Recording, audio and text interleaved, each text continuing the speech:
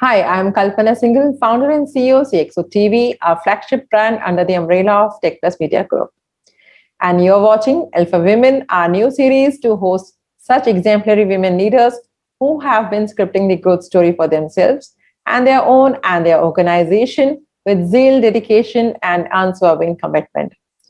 So, the Alpha Women joining me today is Ms. Vidhya Veeraraghavan, who is leading a team of data scientists and deep learning experts at the Standard Chartered Bank's Center of Excellence as Artificial Intelligence Delivery Lead, fighting against financial crime. She is designing and deploying solutions to combat money laundering using artificial intelligence, machine learning, and knowledge graph technologies. Vidya has earned many awards and accolades, and she is passionate about women leadership and diversity. A very warm welcome to you, Vidya. Thank you so much. Happy to be here. Yeah, thank you so much for joining me. I'm so pleased to see you today. Likewise. So, Vidya, you have had an amazing journey filled with many professional achievements as a data evangelist and analytics thought leader. We want to hear more from you about your professional journey and how you developed yourself into a women leader. Okay. That's, I think, the easiest question of all. So I've had a very good, indeed, great childhood. For my parents, education is everything. But the choice of studies were always mine, my sisters. So they strongly believed that girls should have equal education, higher education, and they should be financially independent. I decided to take up commerce as my mainstream, and they were very supportive. I did my BCom, MCom, and then MBA in banking. I've done loads of courses and certifications in, I can name few of them, like data analytics, machine learning, artificial intelligence, digital transformation, human-centric design, Scrum product owner, and a lot of other courses. Continuous learning has always been the cornerstone of my life. I never stop learning. I keep doing something or the other. I pick up something, a short course, a long course, something which is interesting, something which is totally out of the blue, but which I'm curious about. So I developed myself as a person who never gives up. And I ended up being recognized as a woman who, despite few odds in her life, could make it as a leader. So that's my journey, Kalpana. Nothing big about it. Yeah, that's good to hear that you have always been taking independent decisions. All right. So women leaders have to face challenges, both professional and personal, at every stage of their career. What are the lessons you learned and how they help you progress? So for this question, I thought I can build it on the power of three. It is quite effective and easy to remember also. So I'll start with the first one, which is having a growth mindset. Let's get one thing out of the way, right? Challenges are an inherent part of every professional and personal life. It is going to be there. Without challenges, there is no growth. Difficult roads often lead to beautiful destinations, isn't it? So we should learn to embrace them, these challenges, without fear. Half of your problems are solved purely by maintaining a growth mindset. So that's the first thing in my list of three. The second one is waving your hand till they see. Why am I saying waving your hand? People normally talk about, put up your hand, speak up, voice out your opinion. But in my experience, just putting up your hand once or twice, even 5 times, sometimes don't get you that, recognition or notice. Sometimes you just have to keep waving your hand till the other person or the person that you intend to get, to notice you, to recognize you. Of course, this is, both literal and metaphorical. It's your duty to make sure you and your work both are getting noticed, are being heard. So that's my second thing. And the third thing is people are your strongest suit. Everyone around you is always there to teach you something, right? Whether they are willingly doing it or, subconsciously doing it, but they are always there teaching you something, both how to be and how not to be. So there will be push, there will be pull, and sometimes there will be a tug of war. But you emerge as a learned person. So you learn from every experience of yours. Not only that, when I say people, it's your team, it's your family, it's your friends, it's your bosses, sometimes it's your mentors. Everyone can help you with something or the other. You just need to ask. All you have to do is just ask. So these are the three things that I can think of when it comes to challenges and what I've learned from them. Yeah, absolutely. So it's all about awaken your highest self, you mean to say, and building on inner strength. True. Absolutely. So the next question is more about while we are seeing increasing participation from women in technology, lot needs to be done to achieve gender equality in this space when it comes to women's representation in key decision-making roles. So what are the challenges you see which are keeping the women representations at the lower end? So let me understand this. So you're asking about the challenges any women faces in the corporate world. Is that right? No, especially in the technology. Okay. That's clear. Yeah. Okay. So we all know that there is a shortage of women employees, especially in technology, be it banking or any other industry for that matter, and at all levels, especially in the C-suite where your representation is some places it is just single digit. Sometimes people are trying to bring it up to at least 30%. So the percentage, the rate at which it is growing is very, very slow. People have not reached that stage where we can say that we have equal representation in the boardroom. So at the organization level, I would say there are three things again they can do. One is that they should be attracting talent. And the second one would be hiring talent. And they would also have to look at developing and retaining the talent that they have already got. So I'll just go a little bit in deep in these three areas, right? So when you say attracting talent, you should be an organization which commands the gender equality or any other equality we see. So you should call it out not only through your words, but through your actions. Your people are your ambassadors. People who are already existing in your organization are going to bat for you. So you have to attract the talent, not only by being who you are, but make an extra effort to create the talent or create an environment that the talent can actually look at you. Okay, I want to work for this company. So some of the organizations, including Standard Chartered Bank, the programs that they do, especially for women who are, or the girls who are just out of college, say there is a cyber siksha which happens, like you train them and then you bring them on board. So graduates, basically, you bring the graduates, train them for a few months, and then you bring them into permanent employee role. And when I say hiring talent, it again goes for the quality over quantity. Now, when I say quality, I'm not saying that this gender is better, that gender is better. It's not like that. What we have is that you give equal opportunities, and there is always a subconscious bias which is going to happen. So when you are, as a hiring manager, you go out and look for somebody or a pool of resumes, then you make sure that the resumes are also equally represented. So when you get your resumes, say 10 of them, are you finding enough resumes to compete with each other, right? On both genders. Now, if you are doing that as a conscious effort, you can easily find out the people who can be molded and brought into the organization. So that's hiring talent. And the last but not the least is people are already here. Just because the technology is moving from one point to another, you just don't want to lose your people who are already trained for other things, who have got used to your ideas, your ways of working, and who are actually being very productive. All they need is that little push from you by way of a training, a certification. Just sponsor them.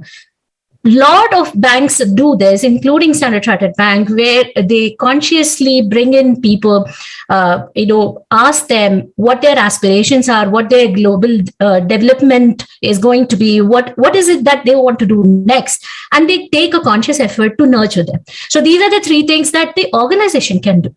But as an individual, I personally feel that we lack role models. We sometimes lack mentoring, and we definitely lack advertising. So when you see that there is nobody in your family who has gotten to your level, or nobody around you who have gotten to that level, then you obviously don't have a clear path to reach there, right? You can't say that, no, I want to become like them. So it's not the only thing that you needed, but you definitely need to for somebody to go there and say that it is possible to come here, please come. That kind of a role model. And the second one, like I said, it is more the mentoring. So when you know that, you have so many role models, like, people who, in your organization, globally, you can see a lot of people, right? But not everybody can be your mentor. Mentor is somebody who can coach you, who can guide you, who can be constantly at your side, saying what is good and not, and how you're, if you're going away from the path, maybe steer you back into the path. Those are the things that the mentor do. So they also need, your help to continuously nurture them also. So it's a give and take there. So you need constant mentors, right? Pick up, not just one. You can have as many mentors as possible, and they can all guide you there. And the last thing is more like, you have to advertise yourself. You have to tell people what you can and cannot do. And if you want a good audience, you need to be as loud as possible. So those are the three things that you can do from your side. Yeah, absolutely. So, Vidya, your entire career is into banking, driving the analytics and AI functions. So if you can talk about your role in driving this innovation and excellence in these functions. Sure. That's actually an interesting question, Kalpana, because most of the time, we see that innovation and excellence are, something that you have to drive as a separate thing. So let me start with my career, right? Early on in my career, banking landed in my path, I would say, rather than I landed in banking. Banking landed in my path, and Citibank gave me my first big break in 2003. It gave me broad avenues within the banking domain, and I could literally learn every aspect of banking, be it operations, be it fraud and risk analytics, anti-money laundering, KYC, relationship management, stakeholder management, client experience, anything that you see. I have got all these things in my 13 years of career with Citi. And next came the Standard Chartered Bank, which is, even today, it is continuously helping me immensely, bringing me back to my passion for analytics. Here, I feel more like I'm able to nurture my love for data and analytics and artificial intelligence and whatnot. Like, I'm just, in full throttle with Standard Chartered Bank. So it gave me all the, it's continuing to give me all these avenues to grow. But let's talk about innovation and excellence a little bit, right? So in banking, innovation and excellence are simply the norms. It's just not something out of the ordinary. You cannot stick to the old ways, anymore and just call it a day. Your customer expectations are new. Your industry expectations are newer, and your competition is always in the race to reach for your wallet share. If you are not innovative enough, or if you slack in your experience or excellence with the clients, then automatically they'll have to pick up their business and go somewhere else who can recognize them. So having talked about the importance, I also want to ponder, where is banking industry today in terms of innovation and excellence? Although we are pioneers in a few areas, we still are playing catch up with a lot of technologies and improvements in our own processes and products. Would you believe if I say that 80% of all banks' data is unstructured? It is, in all honesty, because structured data is all that we see, touch and feel. And there is a analytics that you can done on top of that. You can build your predictive models on top of that, and then you just foresee the future and come out with very nice plans for yourself. It is brilliant. It is giving a lot of results. But imagine the same efforts that you're putting to bring in all the 100% data to work for you, and that too in real time. And imagine how wonderful it would be if we can combine the external data also, that is over and above your 100% data, which is within the banking domain. So this is possible with newer technologies, and AI and machine learning, cloud computing, your augmented realities, your quantum computing, all of these are actually helping you move in that direction. But in all honesty, it is still in slow pace. But the good thing is that when you tie up with a fintech, or when you co-create a solution which your customer expects, so if banking already has the base of customers, and you have the fintech who can give you the faster time to market. So when you co-create with the fintechs, you come up with a lot of creative ideas. So that there lies your innovation, right? So these are the things that I think that these are the things which the organization should start recognizing more, and also start earning more out of it. Yeah, absolutely. So you were talking about co-creating with the fintechs, and going back to our context. So how many women you have found in fintechs? Good question. People are scared, honestly, Kalpana, because it's a lot of commitment when it comes to learning new thing, or performing at your best, or competing in the among the team, or among the industry people. It's a scary deal. Okay, it's a scary deal, in all honesty. But it is there. You have to overcome that. Like I said, that challenges are going to be there. You don't find a lot of people coming out and say that at least a couple of years back, not many.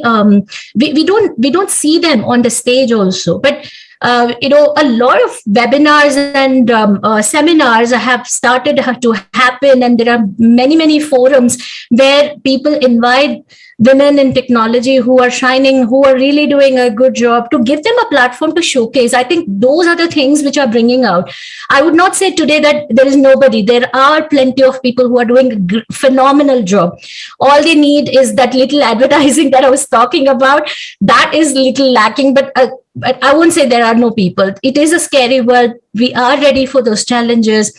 It's just that we are just an inch away, probably. Yeah, absolutely. I mean, the representation has increased during 2021, and yes, this is an encouraging sign and worth celebrating after 2 difficult years. Very true, very true. Yeah. So what are your suggestions to women to escalate themselves into leadership roles inside their organizations? See, it again goes back to the place where you start waving your hand, right? See, there is going to be they should simply understand one thing. It's going to always be a pull and push. Let me go to a beautiful metaphor, which is the circus trapeze swing. Right. So women should realize that there is not a single program or a call to action from the organization side that is going to help them if they don't act upon it. The women don't act upon it. Right. It has to be perfect synchronization between both the parties. So whether, when the organizations are doing their part by promoting various programs, giving them time off when, a time of need, like a maternity leave, or when they are adopting a kid, they're trying to give more opportunities to learn and become, well versed with the newer technologies. They're helping them out monetarily also in some cases, where they get newer technologies, newer certifications that they can manage. What can we do from our side? So the escalation to leadership position is not only in organizations. You don't wait for the organization to come, pick and choose you. They can do that, but you should also be ready for it. So how can you be ready for it? So we can get certified, we can get qualified for the role that you're aspiring to be, right? And then we can get experience through our networking skills. You be strong in LinkedIn, where it is a plethora of people from various industries or similar industries who come and join, and then you can be part of their world.